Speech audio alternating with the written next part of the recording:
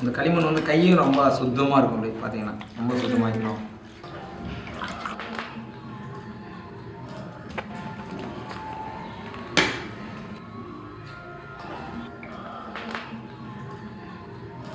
வணக்கம், என் பேர் வி.கே. முனுசாமி. நான் வில்லியனூர் கிருஷ்ணன் முனுசாமி சொல்லுவாங்க. நான் வந்து மண்பாண்டம் தொழில் செய்கிற குடும்பத்தில் பிறந்தவர். நான் எங்கள் வீட்டில் வந்து பண்டாவது குழந்தை. எங்கள் அப்பா பேர் வந்து கிருஷ்ணபக்கர், அம்மா பேர் வந்து மங்கலட்சுமி அம்மாள். எங்கள் அப்பா மாநில விருது பெற்றவர், அம்மா வந்து கலைமாமணி விருது பெற்றவங்க. நான் வந்து 5 வயசுலேருந்து எங்கள் அப்பாட்ட கற்றுக்கிட்டு அந்த வேலையை. இப்போ இது வந்து பார்த்திங்கன்னா ஆடி மாதம் சித்திரை மாதத்தில் வந்து யானை குதிரை செய்வாங்க. சீசனுக்கு வந்து புறவு எடுக்கிறதுக்காக நாட்டார் தெய்வத்துக்கு, கிராம தேவதைக்கு வந்து குதிரை யானைலாம் செய்து விடுவாங்க. மாடு மாடை எரு மாடு செஞ்சு விடுவாங்க. அப்போ அந்த மாதிரி செஞ்சுட்டு இருக்கிற குடும்பம் நாங்கள். அதிலிருந்து தான் நான் வெளியே வந்தேன். நான் 1990 தான் அந்த இன்ஸ்டியூட்டை ஆரம்பித்தேன். 90 இந்த இன்ஸ்டியூட்டை ஆரம்பித்து படித்த வேலையில் இளைஞர்களுக்கு வந்து ட்ரைனிங் கொடுக்க ஆரம்பித்தேன். இது வரைக்கும் என்னுடைய பள்ளி மாணவர்கள்லாம் வந்து கல்லூரி மாணவர்கள்லாம் வந்து பார்த்திங்கன்னா இது வரைக்கும் ஒரு 4 lakh ஸ்டூடெண்ட் வரைக்கும் நான் ட்ரைனிங் கொடுத்துருக்குறேன். அது இல்லாமல் வந்து படித்த வேலையில் இளைஞர்கள் ஒரு 10,000க்கும் மேற்பட்ட இளைஞர்களுக்கும் நான் ட்ரைனிங் கொடுத்துருக்கேன். இளைஞர்னால் சுயதை குழுக்கள் இந்த மாதிரிலாம் தமிழ்நாடு ஆல் ஓவர் இந்தியா ஃபுல்லாக போட்டிருக்கேன். இது வந்து வேர்ல்டு வைடு வந்து 4 lakh ஸ்டூடெண்ட் இருக்காங்க. அப்புறம் ஆசிரியர் பெருமக்கள் இந்தியா அளவில் இருக்கிற அவங்களுக்கு 4,000க்கும் மேற்பட்டவங்க வந்து சிசிஆர்டி மூலிமா நிறையா ட்ரைனிங் கொடுத்துருக்கேன். சென்ட்ரல் கல்ச்சுரல் ரிசர்ச் ட்ரைனிங் மூலிமா ட்ரைனிங். டெரக்கோட்டான்றது வந்து டெரக்யூத்துன்றது வந்து ஃப்ரெஞ்சு வார்த்தை. இது காலப்போக்கில் மறிக்க டெரக்கோட்டா ஆயிடுச்சு. பார்த்தீங்கன்னா மண் தரனா, ஸ்கீட்னா சுட்டது, டெரக்யூத். மருகி இப்போ வந்து இட்டாலியன் வார்த்தை டெரக்கோட்டா. நம்ம தமிழில் வந்து சுடுகளிமண் சிற்பம்னு சொல்லுவாங்க. அப்போ அந்த சுடுகளிமண் சிற்பம் வந்து பார்த்திங்கன்னா ஆதி மனுஷன் வந்து பழம் காய்கறிகள்லாம் சாப்பிட்ருந்தான். இது ஒரு ஏன்னா நம்ம 6 அறிவு வரதுக்கே வந்து எத்தனை லட்சம் ஆண்டுகள் ஆச்சுன்னு சொல்கிறாங்க. அப்போ ஒவ்வொரு ஏஞ்சல் பிரியிலையும் நம்ம இதாக இருக்கும்போது நம்ம பழம் காய்கறிலாம் சாப்பிட்டு வந்தவங்க. அப்புறம் என்ன பண்ணியிருக்கோம், தானியத்தை சேமித்து வைக்க தொடங்கினோம். ஒரு 3 மாதம் நமக்கு மழைலாம் சீசன் அதில் எதாக இருக்கணும்னாக்கா கிழங்கு வகை இதெல்லாம் சேமித்து வச்சாங்க. அப்போ சேமிக்கும் போது பூச்சிலாம் வந்து அரிச்சுது. அதை கண்ட்ரோல் பண்ணுறதுக்காக என்ன பண்ணால் ஒரு கொடியெல்லாம் எடுத்து கூட மாதிரி பண்ணுறாங்க. அப்புறமா அரிக்குது. அதுக்கப்புறம் மண்ணை குழச்சி மூடி வைக்கிறாங்க. மூடி வச்சோடனே அதில் வந்து பூச்சிலாம் அரிக்கிறதுக்கு ஒரு அளவு கம்மியாச்சு. ஆனால் மழைலாம் மட்டும் கரைஞ்சிரும். ஆனால் இது ஏதோ ஒரு காட்டு தீ பிடிச்சி அவன் வீடு அந்த தானியம் இதெல்லாம் எரிஞ்சிருச்சு. எரிஞ்ச உடனே இவனுக்கு என்ன ஆச்சுன்னா அந்த செவந்த வழியில் அந்த மண் மட்டும் செவந்த வழியில் அதுலேருந்து அவனுக்கு வந்து தோணுச்சு போகும். அப்போ நம்ம வந்து இந்த மாதிரி ஒரு பொருளை செய்து நம்ம நெருப்பு விட்டு சூழ வச்சோம்னா இது வந்து ஒரு வடிவம் வரும். மண்பாட்டத்தை யூஸ் பண்ண வரைக்கும் நம்ம ஒரு 100 வருஷம் 120 வயசு அப்படி வச்சுதான் வாங்கிப்போம். இது வந்து ஒரு நல்ல பிஹேவியும் தரும். நம்மளுடைய பஞ்சபூதம் அந்த கிராஃப்ட். இந்த பஞ்சபூதம் இல்லைன்னா அந்த கிராஃப்ட் முழுகிறாது. இந்த டெரக்கோட்டா கிராஃப்ட் வந்து ஒரு யூனிக்கான ஒரு நல்ல கிராஃப்ட். எனக்கு என்னென்னா எங்கள் அப்பா அம்மாலாம் இந்த வேலை வேணாம். ஏன்னா அந்த பிளாஸ்டிக்கு, அந்த ஸ்டெயின்லெஸ் ஸ்டீலு, அலுமினியம் அதெல்லாம் காப்பர் இதெல்லாம் வந்ததுக்கப்புறம் பார்த்திங்கன்னா யாருமே மண் பாத்திரத்தை விரும்புறது. பாண்டிக்கெலாம் ஆசிரமத்துக்கு சப்ளை பண்ண போவாங்க. ஜாடி இதெல்லாம் எடுத்துகிட்டு போவாங்க. அப்போ போகும்போது இந்த கடைங்கள்லாம் யானை இதெல்லாம் நிற்கும். அதை பார்த்து ஏன் நம்மளும் இந்த மாதிரிலாம் செய்யக்கூடாது, நம்ம சின்னதாக செய்யலாம், அந்த மாதிரி என்ன நம்பிக்கை இருந்துச்சு. அதர் ஸ்டேட்டுடைய இதையும் நம்மளுடைய இதையும் மிங்கிள் பண்ணி செய்ய தொடங்க, மினியேச்சராக பண்ண தொடங்க. எல்லாருமே பெருசாக தான் பண்ணுவோம். 1 அடிக்கு மேலே தான் எல்லோரும் பண்ணுவோம். நான் வந்து 1/2 சென்டிமீட்டர் செய்ய தொடங்கினேன். காதணி மாதிரி, பெண்டன் மாதிரி இது மாதிரிலாம் பெருசாக செய்ய தொடங்கினேன். அப்புறம் வந்து கேரி ஈஸியாக இருக்கும்போது யானை குதிரெல்லாம் செஞ்சேன். அதுதான் என் ஃபேஷன் ஆச்சு. இன்றைக்கி அதில் நின்றதுனால தான் இத்தனை பேருக்கு நம்ம கற்றுக் கொடுக்க முடியுது. இன்றைக்கி இந்திய அளவில் வந்து அதுக்கு ஒரு கலைக்கு ஒரு அங்கீகாரத்தை உருவாக்கியிருக்கிறோம். இப்போ எனக்கானதே கிடையாது, அந்த கலைக்கான ஒரு அங்கீகாரம். எனக்கு இப்போ நிறைய பேர் கஷ்டப்படுறாங்க. நான் நிறைய பேர் கம்யூனிட்டி பீப்புளை கொண்டு வரணும் தான் என்னுடைய ஆசை. இந்த கிராஃப்ட் வந்து லாஸ்ட்டு பேர்த்து வரைக்கும் கற்றுக் கொடுக்கணும் தான் என்னுடைய ஆசை. ஆமாம், இது வந்து ஒரு லய யோகான்னு சொல்லுவாங்க. இந்த மனசில் இருக்கிறது தான் வெளியே வருவாங்க. இது நம்ம சின்ன இதில் பார்த்து இதாகிடுச்சு. ஒவ்வொரு சிலைக்கும் ஒரு வேறுபாடு இருக்கும், ஒரே மாதிரியே வராது. ஆனால் ஸ்டைலில் மட்டும் அது ஒரு வெளிப்படுமே தவிர, ஆனால் ஒவ்வொருத்தருக்கும் ஃபுல் ஹேண்டில் பண்ணுறாங்க. ஒரு ஈக்காட்டு இருக்காது, சைஸ் இருக்காது, ஒரு பாவனை ஒரு மாதிரியாக இருக்கும். நம்ம என்ன பண்ணணும் இல்லை அது மாதிரி இதில் அமையும். எனக்கு வந்து வேலைலாம் கிடச்சிச்சு. நான் 8th ஸ்டாண்டர்ட் தான் படித்தேன். அதுக்கப்புறம் வந்து நான் ட்ரைசம் கோர்ஸ் மூலிமா நான் எலக்ட்ரிஷியன் அதில் ஒரு படித்தேன். பியூடிசியில் அப்படிமா 6வது வந்து தொழிற்கல்வி தான் படித்தேன். அதில் வந்து ஒரு 6 விதமான மீடியா நான் கற்றுக்கிட்டேன். மெட்டல் காஸ்டிங் அதெல்லாம் கற்றுக்கிட்டேன். எனக்கு வேலையும் கிடைச்சி, கோர்ட்டில் வந்து எனக்கு வேலை கிடச்சிச்சு. நான் என்னுடைய இதை வந்து அப்புறந்தே நான் அப்படி தான் இந்த இதில் செய்யணும், ஒரு பெரிய மோல்டராக வரணும், ஒரு பெரிய ஆர்டிஸ்ட் மாடலாக வரணும் என்னுடைய ஆசை. அதுமாதிரி நான் கேரளா போயிருந்தப்போ அப்போ ஆர்டிஸ்ட் மாடலர் ஒருத்தர்கிட்ட நான் ஒரு வேலை செய்யறதுக்கு வாய்ப்பு கிடைச்சிது.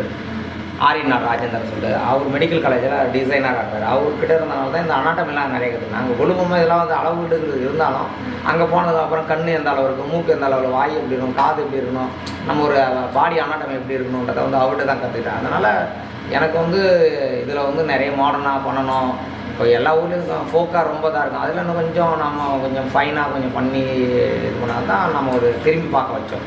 என்னுடைய குதிரையும் சரி, என்னுடைய அலங்காரமான பொருட்கள், எந்த வீரங்கிற எல்லாமே வந்து பல்லவா டைப்பும் சோழா டைப்பு எல்லாம் மிங்கிலாக தான் இருக்கும் என்னுடைய இதில். அதுமாரி அதர் கண்ட்ரியில் போகிறப்பயே நம்ம அங்கங்கே இருக்கிற என்னென்ன விஷயமா இருக்கிறோம். வேர்ல்டு வைடு ஃபுல்லாக டெரகோட்டா இருக்குது. இங்கே தான் கிடையாது அது சவுத் இந்தியாவில் வந்து ரொம்ப பெருமை மிகுந்த விஷயம். இங்கே தான் ஒரு 10 அடி 12 அடி உயரத்துலாம் செல்லாம் இருந்தது. ஒரு 400 ஆண்டுகளுக்கு முன்ன தான் வந்து ஒரு படையெடுப்புக்கு முன்ன தான் வந்து இதில் வந்து நிறைய யூட்டிலிட்டிலாம் இருக்குது, ஒற்றுமை இருக்குது. இவங்க கூட நிறையா ஒற்றுமையாக இருக்கிறாங்க. இதை உடைக்கலன்னா நாட்டார் தெய்வ கோயிலை தான் உடைக்கணும்னு சொல்லிட்டு அல்லது கோயிலெலாம் உடைச்சிட்டாங்க. மண் சிற்பம் ஈஸியாக அந்த உடைச்சிட்டாங்க. இப்போ கல் சிற்பத்தெல்லாம் மூக்க மார்பு இதெல்லாம் உடைச்சிருக்காங்க. அப்போ அதில் தான் அழிஞ்சிருக்கு. அதுக்கு தான் ஒரு யூட்டிலிட்டிலாம் போயிருக்கு. அதை வந்து கிருஷ்ணதேவராயர் பீரியட் வந்து அதெல்லாம் ஓரளவுக்கு நம்ம இது பண்ணுறோம். அந்த தான் நம்ம ரெனோவேஷன் பண்ணணும். அதை வந்து திருப்பி கொண்டு வரணும். நிறைய நம்மளுடைய பாரம்பரியம் அழிஞ்சிட்ருக்கு. அதை வந்து என் பீரியடில் கொண்டு வரணும். 10 அடிக்கு மேலே யாரும் பண்ணதில்லை. நான் வந்து இப்போ 25 அடி வரைக்கும் நான் பண்ணிட்டேன். இப்போ 50 அடி வரைக்கும் நான் பண்ணிவிட்டு இது வந்து வேர்ல்டு ரெக்கார்ட் ஆக்கணும், 7 வண்டரில் வரணும். இப்போயும் வேர்ல்டு ரெக்கார்ட் பண்ணியாச்சு. நம்ம இன்னும் நம்ம அங்கீகாரமாக பண்ணி இதனால் ஒரு 1000 குடும்பம் வாடகைக்கு வந்தால் என்னுடைய ஆசை. வில்லியனூர் டெரகோட்டான்றது வந்து ஜாகிரபிக்கல் இண்டிகேஷன் ஆகிருக்கு. இந்த சங்கராபரணி ரிவர் ஓரத்துலேருந்து கிடைக்கிற அந்த மண் வந்து ரொம்ப உழவு மிகுந்த ஒரு இது. அதில் வந்து 3 மினரல்ஸ் இருக்குது.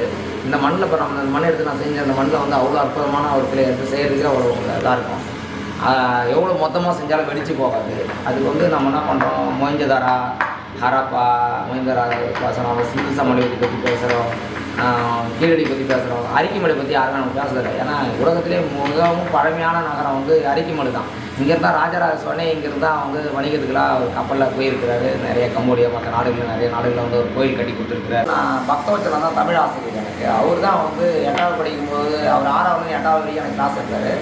அவர் தான் நான் பார்த்தீங்கன்னா ரொம்ப ரஃபண்டப்பாக இருக்கும். நான் ரொம்ப என்னுடைய ஹேண்ட்லிங்கும் ஒரு மாதிரியாக இருக்கும். ஆனால் அவர் கொண்டு பார்த்தா நீ ரொம்ப நல்லா போயிட்டா நீ அப்படி தான் சொல்லுவார். உடனே இப்படி ஐஸ் வைப்பார். எனக்கு அப்போ அதெல்லாம் தெரியல. அவர் சொல்லி ஒரு குஷியாக ஆகி விட்டுருவார். நான் டெய்லி ஒரு 4 சண்டை தந்துடுவேன் லீவ் விட்டாக்கா. அவ்வளோ இதாக இருந்த பையன் வந்து அவர் சொல்லி ஷேப் ஆகிட்டார். அதுமாரி யாருக்கு அதனால வணக்கம்னு சொல்லுவார். அப்புறம் கிருஷ்ணராஜன் ஒரு வாத்தியார், அவரு பார்த்தசாரதின்னு ஒரு ஆசிரியர். நான் எப்பயுமே சேர்ந்தெல்லாம் பார்த்தீங்கன்னா என்னோட 40 வயசு பெரியவங்க கூட தான் நம்ம ஃப்ரெண்டு இருக்கோம். அதனால் அது எனக்கு ஒரு நல்லா இதாக இருந்துச்சு. எங்கள் அம்மாவை என்னை அடிக்க மாட்டார், எங்கள் அம்மா மட்டும் தான் என்னை அடிப்பாங்க எந்த தப்பு பண்ணிட்டு வந்தாலும். இப்போ அதனால தான் எனக்கு ஒரு நல்லா இதாச்சு. ஆனால் யார் பேசணும் வணக்கம் சொல்லிட்டு தான் நான் பேசுகிற பழக்கம். வந்து தமிழ் வந்து மற்ற லாங்குவேஜ் கற்றுக்கிட்டாலும் தமிழ் அழிஞ்சிடாது. இது வந்து பொய்யான தகவல். எனக்கு 4 லாங்குவேஜ் தெரியும். இப்போ எனக்கு இங்கிலீஷ் தெரியும், ஹிந்தி தெரியும், மலையாளம் தெரியும். அதனால் வந்து மலையாளம் அறியாம், ஹிந்தி தொடர மாடும், இங்கிலீஷ் ரிலேட்டட். அப்போ வாழ்க்கையில் வந்து இது ஒரு இதே கிடையாது. நிறைய கற்றுக்கணும் நீங்கள் லாங்குவேஜ். இளைஞருக்கு வந்து நிறைய எக்ஸ்ட்ரா கிடைக்கும். ஏன்னா நம்ம மூளை வந்து 1000 இதழ் கொண்ட மூளை. நம்ம எத்தனை இதழ் விரிக்கணும்னா 20 இதழ் தான் விரிச்சிருக்கிறோம். 980 இதழ் விரிக்காமல் 80 வயசாகிடுச்சு. ஈகோ, டிகினிட்டி, பேர்சனாலிட்டின்னு சொல்கிறோம். அது தீஸ் ஆர் நாட் குட். 6 நிமிஷத்துலேயும் நம்ம செய்கிறோம், 30 செகண்ட்லேயும் நம்ம செய்கிறோம். அதுதான் எனக்கு ரொம்ப இதானது. அது மாதிரி ஜிஐ பண்ணது என்னுடைய வரலாற்றில் ஒரு பெரிய 2 கிராஃப்ட்டுக்கு ஜிஐ பண்ணியிருக்கேன். வில்லியனூர் டெரகோட்டா, திருப்பூர். அது இல்லாமல் நான் மிக உயரமான சில டைம் எடுத்து போனது 11 மாதம் எடுத்து பண்ணியிருக்கிறேன். இப்போ வந்து பார்த்தீங்கன்னா அது வந்து சிறுவாச்சூரில் 25 அடி உயரம் சிலை. அது 25 அடி உயரம் சிலை வந்து பார்த்தீங்கன்னா 11 மாதம் அதில் ஃபுல் டைம் ஒர்க் பண்ண தேவை. அது கூட நம்ம ஒரு 29 விதமான சிலை செஞ்சோம். அந்த 29 விதமான சிலையும் அந்த 11 மாதம் அதுலேருந்து மினியேச்சர், இந்த மாதிரி ஸ்கூல் ட்ரைனிங் இந்த மாதிரிலாம் இருக்கும். டெய்லி எவ்வளோ இது மாதிரி இருக்கும். அதையும் நான் பொருட்படுத்தாமல் யாருக்கிட்டையும் சலிக்காமல் இது ஒரு நம்மளுடைய இதாக எடுத்து நான் பண்ணதுனால தான் இவ்வளோ பெரிய தூரம் வந்துருக்கிறேன். இன்றைக்கி வந்து அமெரிக்கன் ஸ்கூலில் வந்து ஒரு 2.5 மாதம் இருந்து செஞ்சேன். அது ஒரு 17 அடி குதிரை செஞ்சேன். அப்புறம் சிறுவாச்சூர் பண்ணிக்கிறேன். அப்புறம் வந்து நீலத்தநல்லூர்னு சொல்லி அங்கே ஒரு ராஜராஜ சோழன் வாழ்ந்த அந்த ஊர்லேயும் அருள்மொழின்ற ஒரு ஊரில் சிலை செஞ்சு வச்சுருக்கிறோம். டிஸ்பிளே பண்ணலை.